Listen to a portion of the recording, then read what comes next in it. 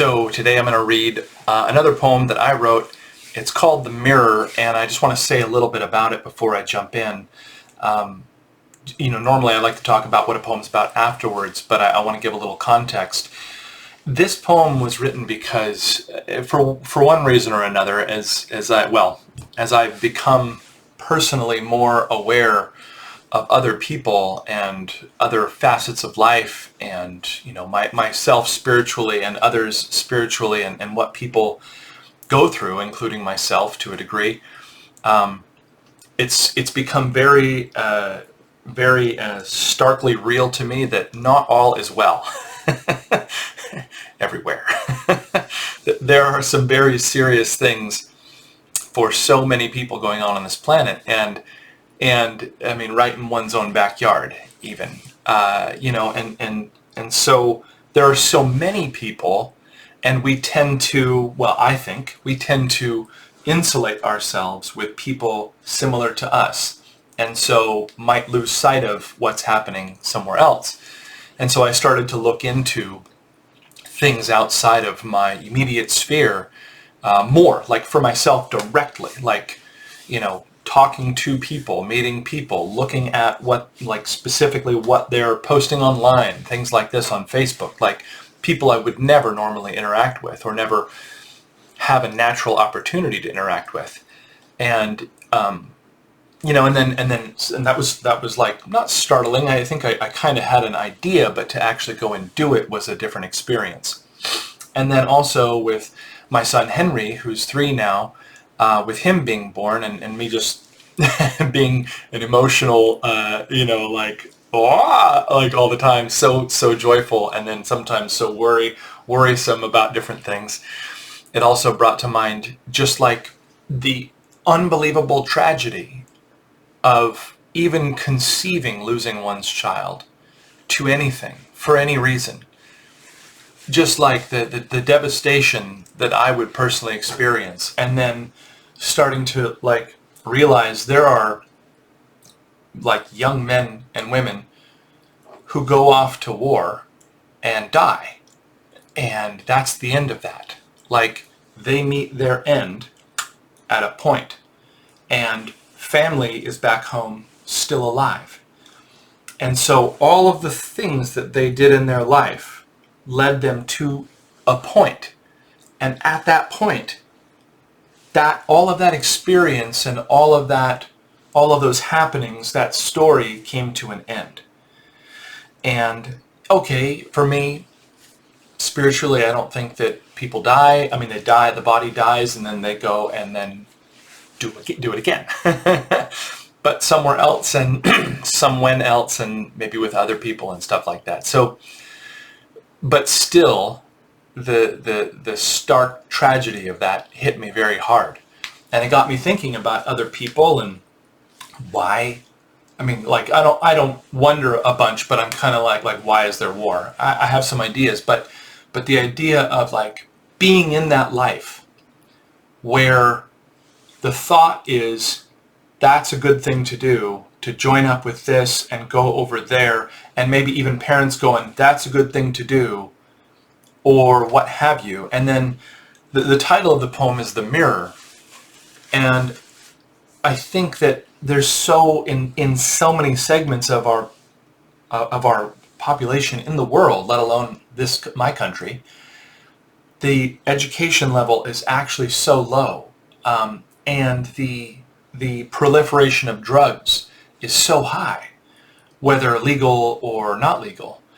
And these things, and so the scene in music, for example, is some of it's wonderful and some of it's incredibly degraded. And this is what a being in large part learns by mirroring, not by mimicry and everybody's a child their whole life, but they mirror the environment they're in, and they'll start to think and act as that environment because they want to be in reality with something. It's an incredibly, incredibly rare individual who's like, that's not real to me, and I'm leaving. That just doesn't happen for most people because it's not natural. I mean, that's my opinion. So that's what they mirror, and suddenly they're in a war, and then suddenly that's the end of their story. So that's what the mirror is about.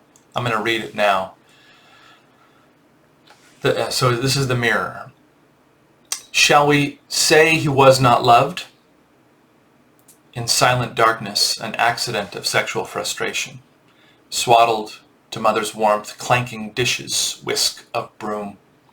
Father's hands rough on his face, peeling like thin ribbons from laying wet concrete. Toddling in an empty house, repurposed objects for toys. Silence, clanks, silence, whisks. Safety runs in a pack of boys. Marauding, chained or unchained, the only rule is take. Mother never saw the bright red bike half tucked under the stoop. Father's time on Sunday, ambivalent questions and a catch between downs and beers. Teachers waiting every day, whole classrooms silent, seeing if he has the right words. Whether he fled or was told to leave, camouflaged he went, graduating from violence to violence, formerly scorned, now condoned. But was he not loved? Is football love? Is a clean house love? Did any teacher ever commend him, even when he was small? Given nothing real from the world that he might become and reflect back brighter, need we even call him human? Or is he only an echo fading down the family tree?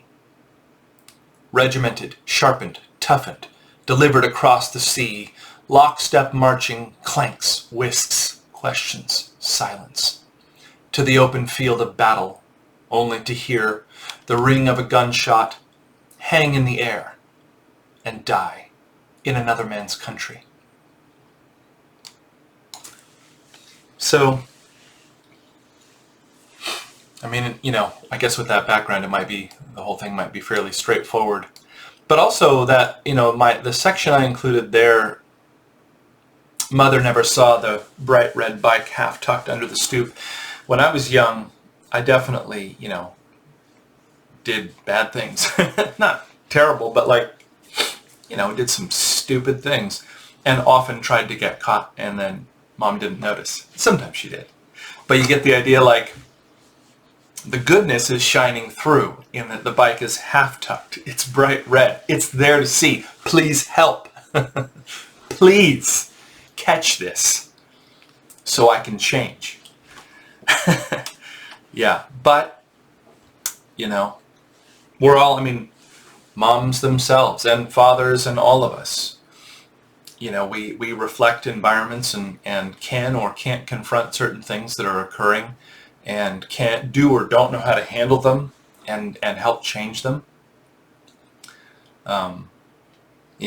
So safety, this is one of my favorite lines. It's probably the least understandable.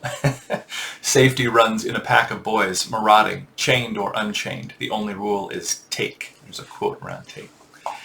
When I was in my 20s, I went over to Baltimore and went door to door selling educational materials like kindergarten through high school, and here are the things that teachers are going to bring up, and here's how you study, and really cool materials.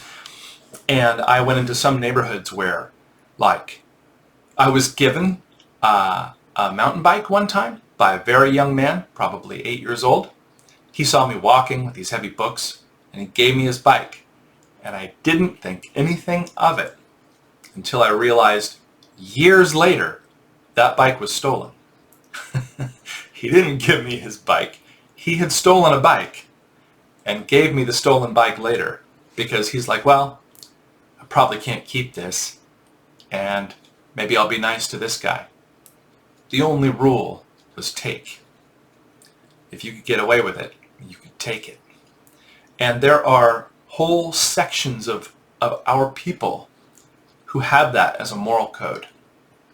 It exists in large, probably crazily large sections of our population. Amounts of people that you'd go, no, this is very isolated incidents. No, it's the moral code of a gigantic number of people.